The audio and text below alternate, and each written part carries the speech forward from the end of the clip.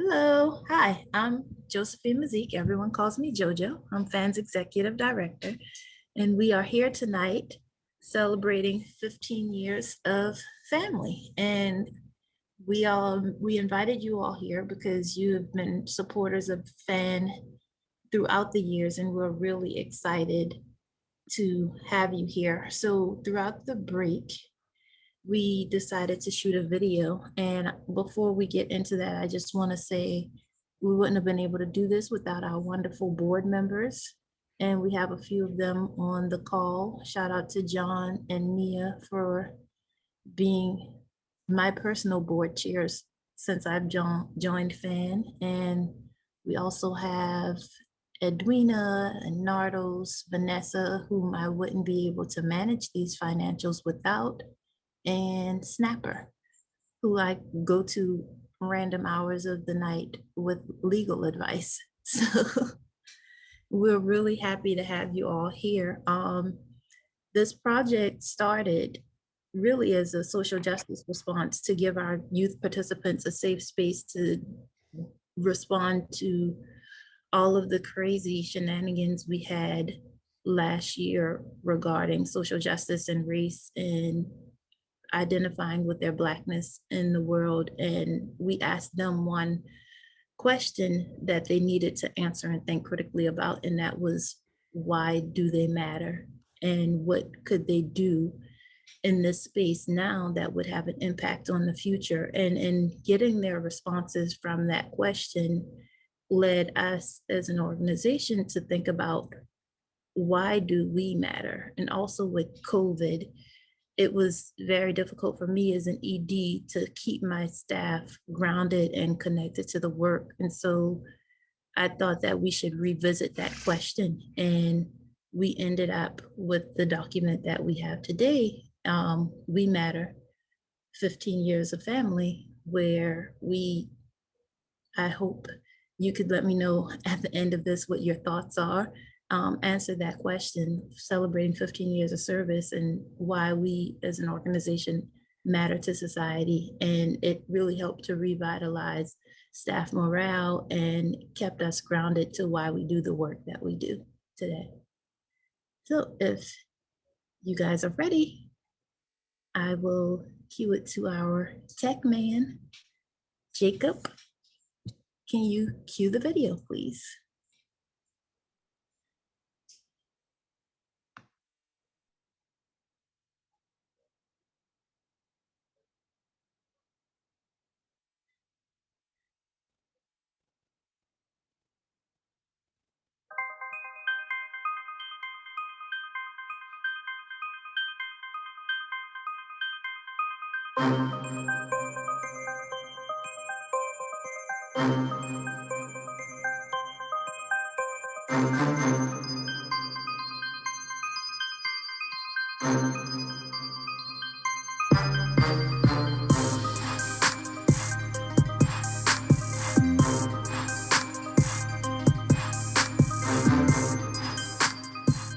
Been a DC native my whole life, been living here my whole life. Don't think I would want to live anywhere else. It's pretty fun in DC, you know, a little rough, but pretty fun. My name is Shayana. I grew up here in DC. DC is an experience. It's bad and good, but you gotta make the best of whatever you come across. I really like DC, right? I chose to live here on purpose. Like a lot of places, there's a lot of challenges here, and the challenges go way back. There is a long history of disinvestment in the communities on this side of the river, and that's the schools, that's the neighborhoods, that's the jobs. There's a lot of wealth in this city, and that there are known solutions to a lot of the problems that we have in this city, and there's just no political will to actually execute those solutions and make life better for people who have been here for way longer than I have.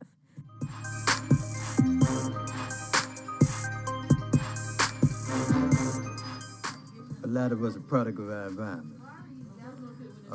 When you're young, you know, the decision-making portion of your brain is not fully developed. so you're easily influenced.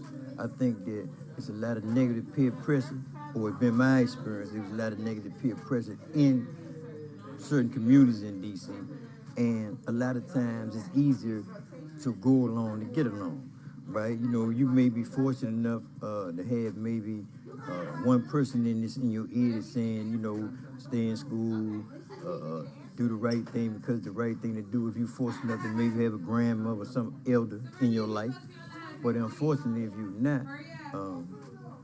then you know the call to the streets, you know, what's going on in the streets going to look attractive to you. We're gonna get you all in tune about what FAN is, but first, Miss Shaniqua, what? That store. No, not that store, store over here. But first, we gotta make a store run, because the babies need snacks. Next, something that makes you angry. When people be doing too much. Oh my God.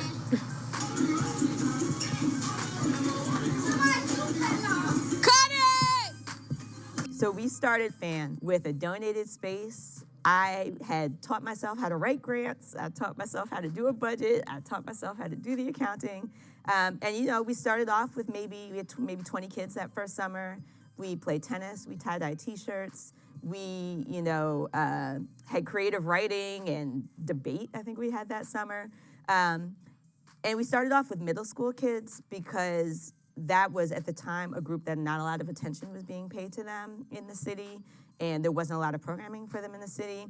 But it's also a time that's really an opportunity for young people as they're starting to come into their own and grow into who they are.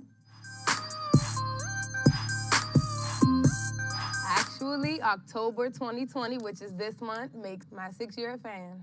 From when I first started back in 2014, the experience was absolutely amazing. I've never done this type of work before. I came from actually along the line of, you know, like museums and just odd work that didn't really tie to this. But after I got hired here, I saw the, you know, the mission and what everybody was trying to do, and, you know, all the youth participants that they had and where everything was going, and I pretty much fell into it.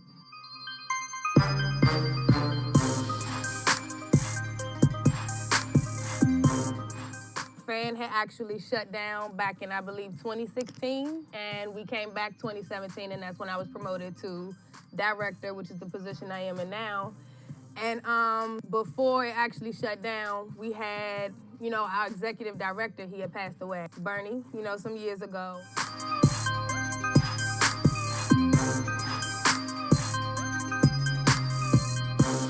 We got Miss JoJo now, and she came in, and she took everything by storm. And if you look at us now, everything is great.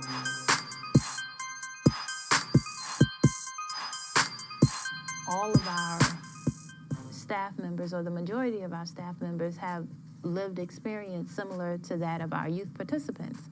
So we can all relate to the things that our youth participants are going through. One of the things that I think is key in us working with our youth is our ability to develop and sustain relationships over time. And that's crucial when dealing with youth participants, because oftentimes you have people that come in and out of their lives and don't consistently stay. Even when dealing with organizations, you have high turnover rates. Like, the majority of our staff have been here for years, even to the point where one of our alumni participants in our program is now a staff member. So we have people that are loyal to the organization who want to see our youth participants succeed, and youth participants who want to be in the program. And just being a part of that, the fact that they welcome me, because I'm technically an outsider, so they welcome me into their space to help them make it a better place for them and for others to come behind them. That's been a great feeling for me to come in and be a part of. And I was about 9 years old, going on 10 years old when I first joined FAN, so that was about 12 years ago now. I was just a kid trying to find something to do after school. That was after school program for me. And then I quickly realized and got comfortable with the people who was around me and grew relationships with them, and quickly had bonded with them and had a family, an outside family at that. because the foster homes I was in and out of, I went to about 13 different foster homes in my life, and I didn't feel like I was home at any one of my foster homes. And when I got the Fan, I felt like I had somewhere to call home, somewhere I can kick off my shoes, let my hair down, and tell whatever I want, whatever story I wanted to tell, and have people who there support me and to help me through whatever situations I was going through at the time. When I had my child, when I found out I was pregnant, I was still scared to go around Fan. So I was so scared to go around Fan because I knew a lot of people who knew me already and seen me growing up. I was scared to know what they would think of me being pregnant so early and without, just being without warning. When I rejoined Fan and I actually came around and let everyone know I was pregnant, they was super excited for me. They was very respectful, and they also wanted to help out as much as possible. Miss Nia actually came to my baby shower, and we had a ball. Afterwards, I had my son. I took some time, about another year off of Fan in 2018. I took about another year off of Fan, and I came back 2020 full force. At the beginning of 2020, before the pandemic hit. I have a lot of help. I have Miss Shaniqua, I have Fan. I love everything they do for me. I had my son at 16 years old, 2016. I have help sometimes by his other side of his family, but not as much as I need. If I have no one to rely on, I have Fan. Shantavay actually came to the program 2012, I want to say. She was about 9 or so. 9, 10. It's been a while. And, I remember that at the beginning she was quiet when she first came in, but it didn't take long for her personality to come out and to, for her to bring her full self to the program, shall we say. And she was a very consistent participant for a number of years. And then kind of fell off for a little while, and then that's when she got pregnant with Caden. But what I want to say about Shantavay, and I still haven't gotten to say it to her face because of the pandemic, I am so proud of her because she had a really hard time with school even before she had a baby. And to have a baby at the age that she did and come back and finish high school, yeah, I'm so proud of her.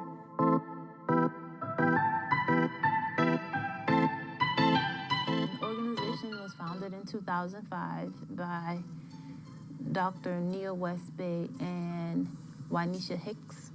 And they essentially opened the space to be a safe space for fostered youth. Since the organization's been founded, the numbers for children being placed into care over the years has declined.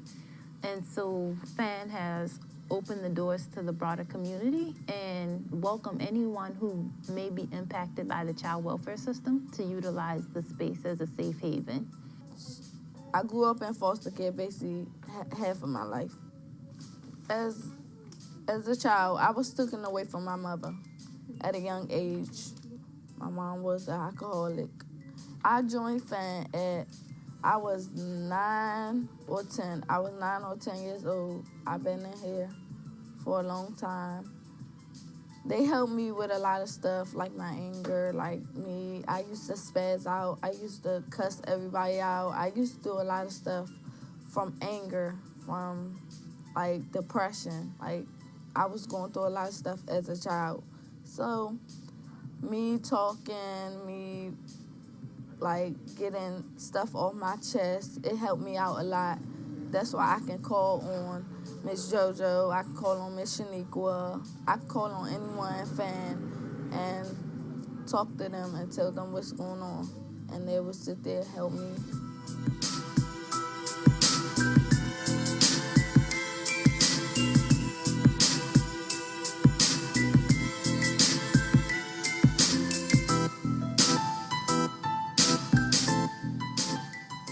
I like this program because they do stuff for us and we go on fun events, and I like the teachers here and they fun. And I could be myself at this program.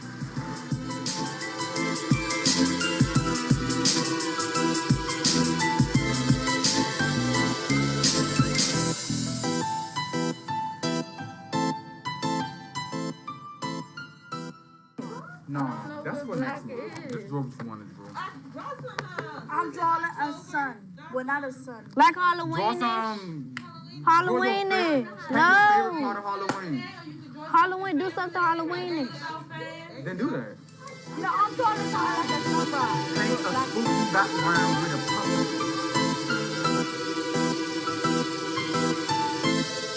I joined FAN when I was 9 years old, and I joined FAN because they would come and pick my cousins up in the summertime, you know, and always take them to go to fun trips and, you know, help them with their homework after school, or, you know, just plan different events and invite them, give them pizza, stuff like that. And I wanted to be a part of that, honestly. So, you know, FAN greeted, you know, I got the information for my mom, and my mom enrolled me in FAN. And ever since then, FAN has been like, everyone has been like welcoming to me, and it's just like a big family here. Anthony is one of my participants. When I first started at FAN, he didn't like me at all. His sister didn't like me, his cousins, like his whole, you know, he has a big family, and they're all in FAN. And Lord, I tell you, them kids didn't like me whatsoever. But as the years, you know, as time passed, you know, we all became really, really close. I became really close with their family. I could go to grandma's house and chill if I want to. But I became really close with their family, and, you know, him and his sister, you know, their father passing, just me knowing their father personally and actually being around him, talking to him, hanging with him, and the fact that he's not here now, just to see how he developed and was able to grow and get over losing his father, who was literally, like, to him and his sister, the best person in the world. So just seeing that, and, you know, just he's in college now. He's going to Clark Atlanta. I don't know much about what I should say about Shantave. I know that she's a very determined young lady, and she has a mind of her own. She's not going to let the world tell her who she should be, and she's figuring it out as a single mom with the support of her family and little support from the father. I mean, he helps in whatever ways that he can, but it's primarily just her raising her son. And I commend her for that, because she had him very young. She kind of reminds me of my mom, because my mom had me very young. And my mom finished high school, and so did she. And she has aspirations to do other things. Like, she wants to be a veterinarian. And once my mom finished high school, she went to a technical college for a little bit, and then that was that. Like, she just invested in raising her family. But Shantave has ambitions beyond just pouring into her son. And I think that is commendable.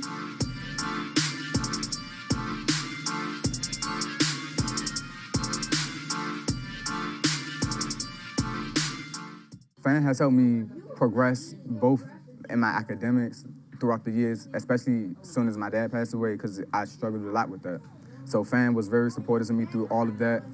FAN has also been supportive of me through my college process, and they've also been supportive of me just and also dealing with my mental health, making sure I have the resources I need, making sure they connect me with different programs, stuff like that.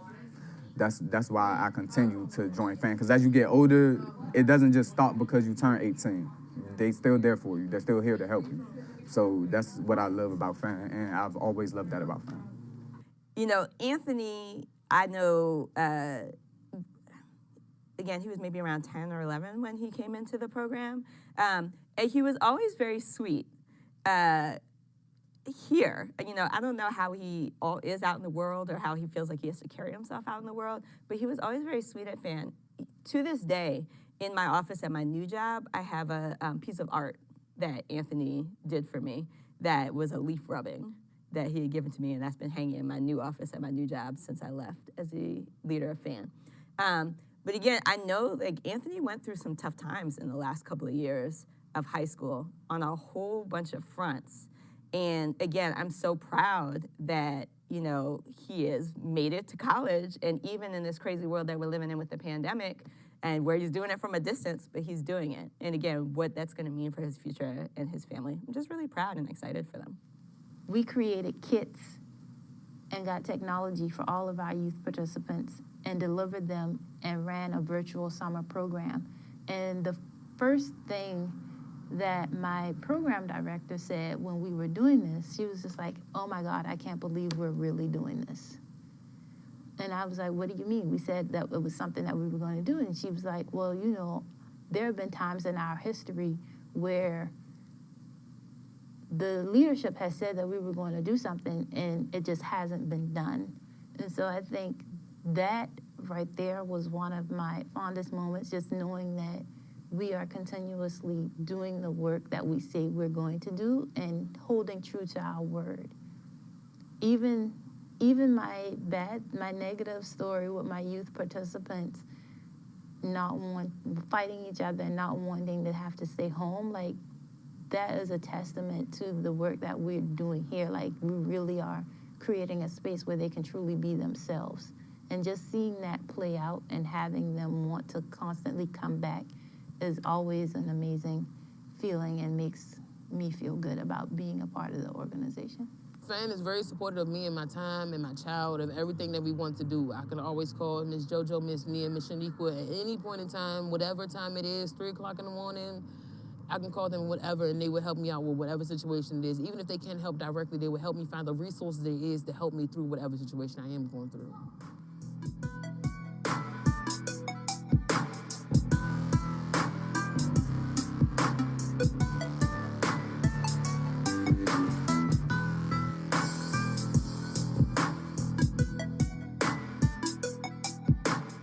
The main challenges in the community that we are aiming to solve is, one, being a safe space for our program participants, because the area is riddled with gun violence. Like, DC is chopper city, pow pow. Like, people are going to get shot whether you are an innocent bystander or not.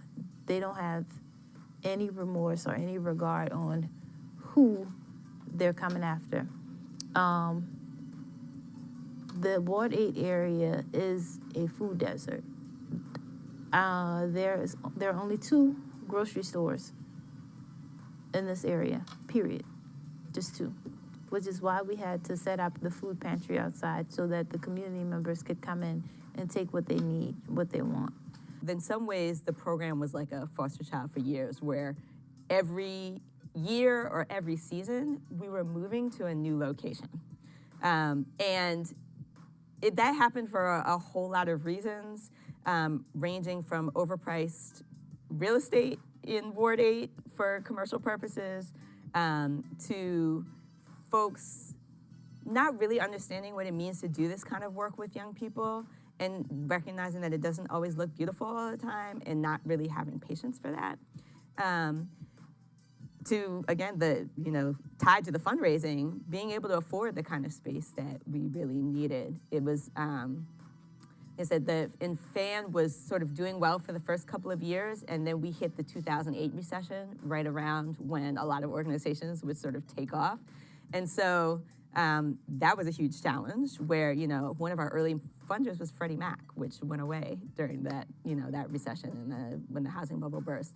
A lot of funders pulled out or reprioritized during that time in ways that hurt our ability to fundraise.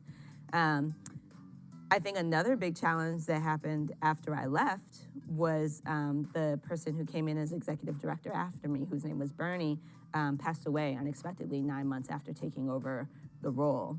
And again, not only did we have to deal with the personal grief and loss from having had that happen, we then had funders say, oh, I know you had this terrible destabilizing thing happen to your organization, and we're gonna pull our funding until you're more stable, right? So it's sort of like a double crushing of like, you've lost this person that everybody cared about, and then your funders are gonna also tell you that they're not gonna support you anymore.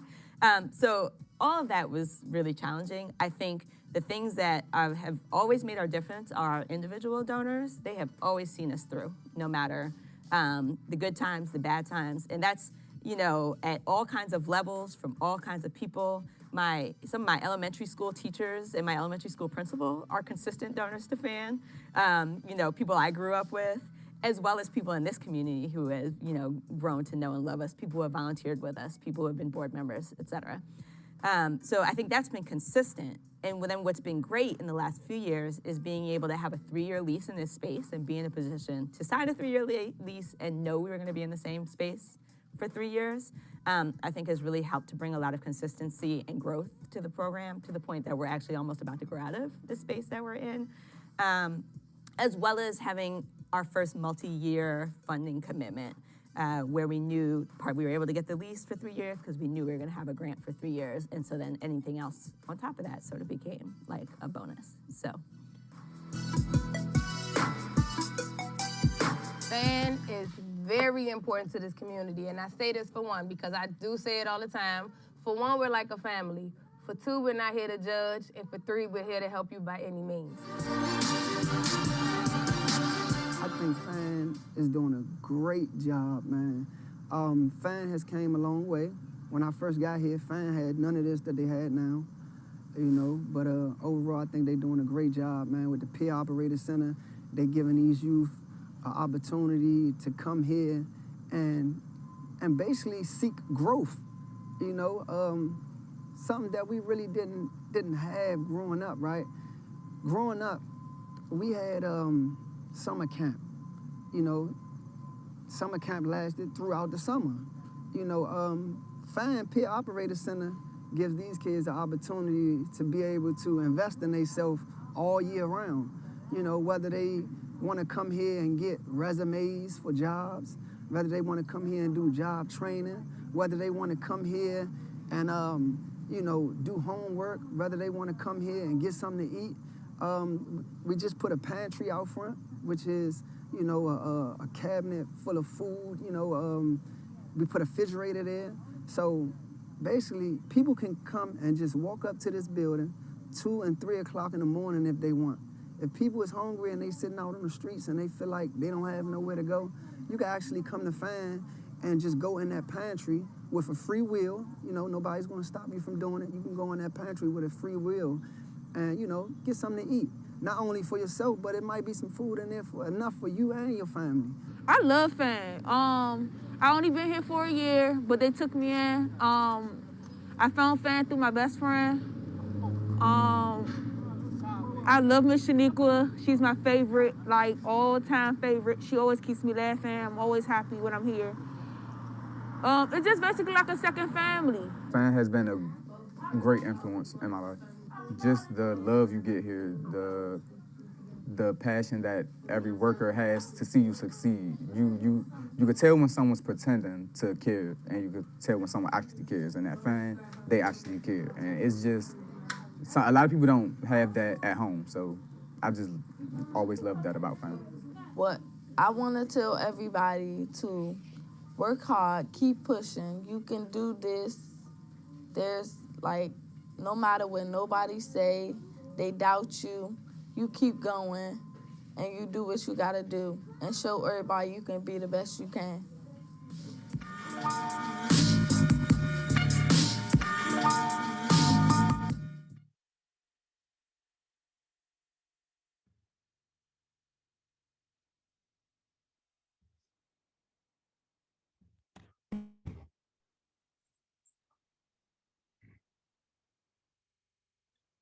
And there we have it, folks. We Matter, 15 years of service. Any initial thoughts, responses, reactions? We actually have 2 of our alumni participants on the line, and one of them is working with us currently. We have Yvonne Allen and Shantave Samuel, who were both pictured in the video. Hi, ladies. Hello.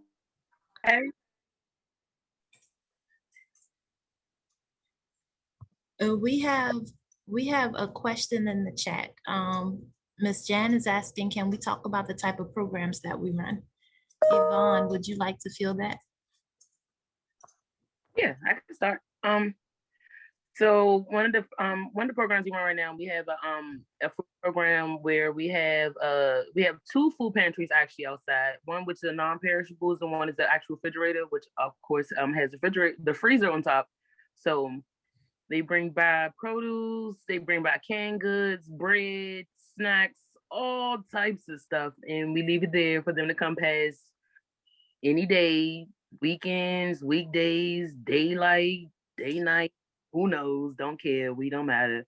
Um, try to keep that we try to keep that as full as possible so that way each family can come and grab as much as they need, and whatever they need. As well as we have a wellness pantry now outside of our office. So we put a bunch of like diapers, pads, tampons, body wash, deodorant, anything and everything you could think of that would be hygiene related, care kits. So we call them our care packages.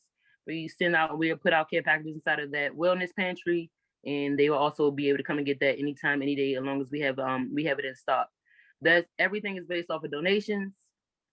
So we have a cash app, we have everyone down there, they can come and drop off stuff. We're making an Amazon list. We're coming up with an Amazon list so that way people can just drop it. They could just send it. I'm sorry, they could just send it via Amazon. But I'll have to actually make that monetary donation. We also we're working with furniture. We're working with a furniture organization who helps put furniture inside of people houses who are being rehoused. So I came from out of a shelter probably like actually I just moved out of there like a month and a half ago really. And Fan had actually we used me as the first person to go through the organization and go through the process, and actually got furniture. So I have dressers, beds, they have a little bit of everything. And the process is way easier than going through the actual place itself. And so top down, we're a youth-focused peer-operated center. We operate from a trauma-informed lens, which means that the majority of our staff members have life experiences similar to the participants that we serve, and we are very patient when it comes to the youth that we work with. Normally, what can look as troubling behavior is typically just a misunderstanding, or it stems from someplace else, and our staff is trained to understand that and to be patient and to use our lived experience to make those connections with our youth participants. Under our peer operation umbrella, we run an after-school program, summer program. We have an alumni program and a caregiver program. The after-school and summer program pretty much they look the same. In a non-COVID space, we pick the kids up from school. They'd come in, have a snack, homework help, some type of group activity where they learn to engage together or help build up their social emotional toolkit, and then we drop them off home. While they're in the space, they pretty much have the autonomy to decide what they engage in. They tell us what they want to do, and we make it happen. If they want to build stress balls out of flour, we're going to buy some flour, we're going to buy some balloons, and they're going to build some stress balls, make a mess, clean it up. As long as they respect themselves, respect the space, and respect each other, they have the free will and autonomy to do whatever it is that they want. We really want it to be their home away from home and feel like they own it. So they have ownership over the space that they're in. The alumni program and the caregiver program targeted goal setting, case management. They let us know what goals that they're working toward, and we figure out how to connect them with the resources in the community to get them there. Sometimes it takes a little longer for other people to get there than others, but we're going to work with you, baby steps, and celebrate those small wins along the way. In this COVID space, we have been, like Yvonne said, big on the emergency food response. Water Aid is a food desert, as we stated in the video, and we have responded to that need in a big way. In addition to throwing the pantries right outside and having people come and have access to it whenever they need. We also partner with community child resources and Revolution Foods to have snack packs. And so those come non-perishable items. People can walk up off the street anytime between 10 and 2 and grab what they need and just walk away with it. And they can come as many times as possible. They just have to sign the sheet. On a given year, so our core group of kids like in the space is 30. But when we do field trips and things like that, we can get as many as they're going to allow on a single bus or more. It just depends on where we're going, because like we said, we really work with the family. So if you get one cousin that wants to come and engage, we're going to have all of them, and we're going to take all of them as long as we have the space to do so. And everything is free of cost to the participants. We don't charge anything. We're going to figure out how to go out and get it.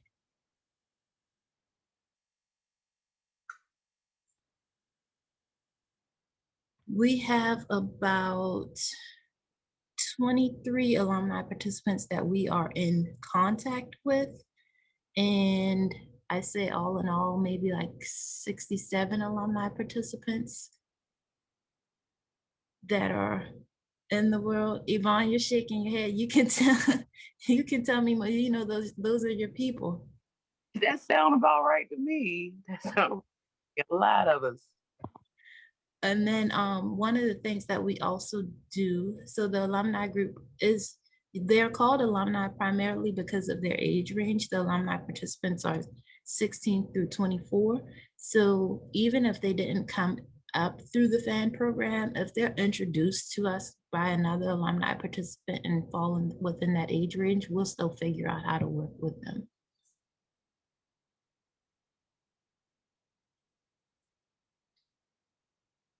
Are there any other questions?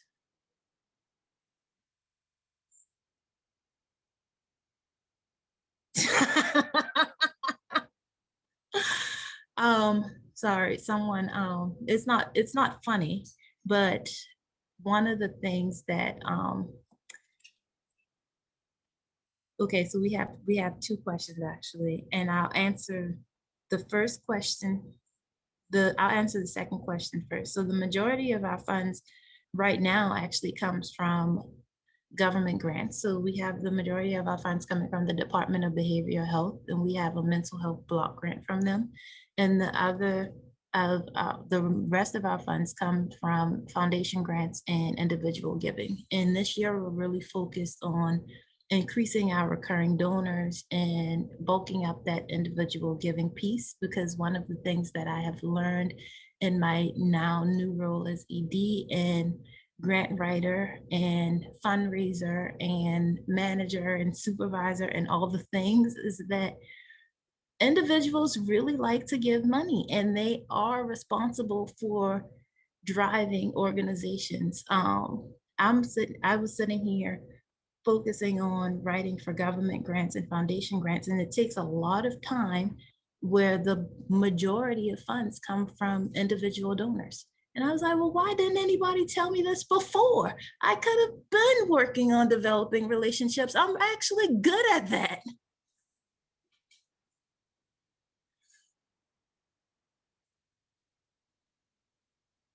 Right now, our largest need is to replace our van that was recently vandalized earlier this week.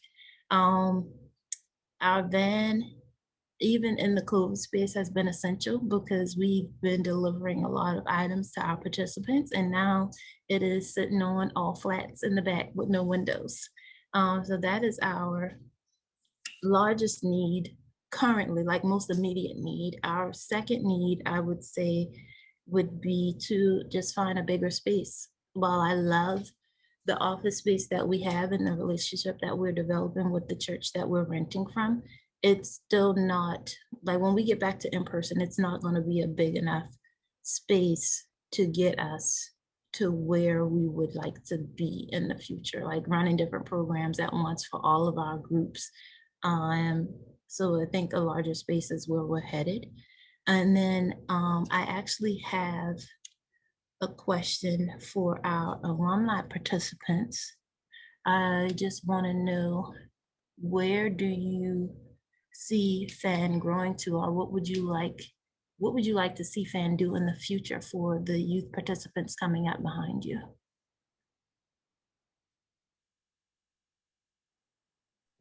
Who, me? You are Yvonne. I want, go ahead. I want them to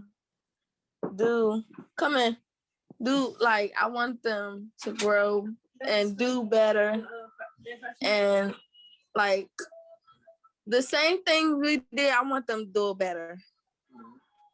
Like, see if they can like complete their dreams, do what you gotta do, never quit, and make your parents proud. That's awesome. Shantave, why is FAN important to you? FAN is important to me because I can always count on y'all. I can always call on y'all like anytime, in any need, any emergency. Basically, like, and I love everything y'all do. And like, when I need stuff, I know I can get it. And I love everybody there. Thank you, Shantave. Yvonne, will you care to answer the same two questions, please? Definitely want to answer the first one. One of the things that I definitely want to see the younger youth do is have a bit more experience than we did. So we did a lot of different things. We went on a bunch of different trips. Even they've been on a bunch of different trips so far. But little things like I feel like is important. Like I know it's COVID time, but I think like more character building projects and things like that. More community service work, things like that. But I mean, it's kind of harder to do so with COVID. Like, I do not like these niggas do that. So she is like stopping everything. Like we used to go out and sell waters on Minnesota Avenue by the station and the Dollar Tree and things like that. To feel, to get a feel of actually working. And the thing I would like for our participants to capitalize on is their independence. Like they're able to, they don't understand how independent they really are. They feel like since we're in DC and we are not even a state, we don't really have a voice, and they hear so much of how we're not really represented and things like that. In government wise, they don't really feel once they grow up. You don't really feel like, okay, voting is important or any of this stuff is important. So showing them how independent, how they can be independent, ways for them to capitalize on their dreams and the things that we already put in place for them to do, that would be really, really, really great to see. And I've got the second question.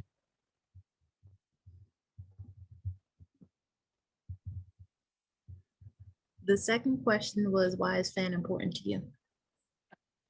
FAN is important to me because I've been in FAN for a very, very long time. Everybody who comes through FAN doors become my family. Not everybody's family. If you don't want it to, cool. My family. They have always, FAN has always put up their participants first. Make sure their caregivers was a part of everything. They all make sure we were okay, good, satisfied, loved, nurtured. I never had a problem at FAN that we could not fix. Never. I called Miss JoJo in her short amount of time being at FAN on an emergency basis, middle of the night, and she didn't came to my rescue multiple different. You can't ask for nothing better than that. Organization who actually cares for you, not even just one person organization. Everyone, no matter who the workers are and whatever year they was working there, they care for you. Even the workers that was there when I was a child who are no longer working there, they're calling now, they're checking on us now as adults. And hey, I haven't talked to you since you were 13, 14 years old, but you're 22 now, and I want to know how you're doing. Things like that. We grow relationships and friendships with each other, bonds that will literally last a lifetime. Awesome. Do we have any other questions for our alumni participants?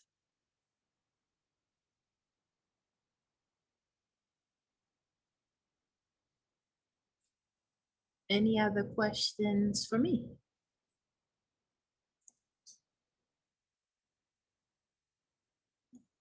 John, I think we're done. All right. Well, thank you. I'm gonna unpin. Give me 1 second here.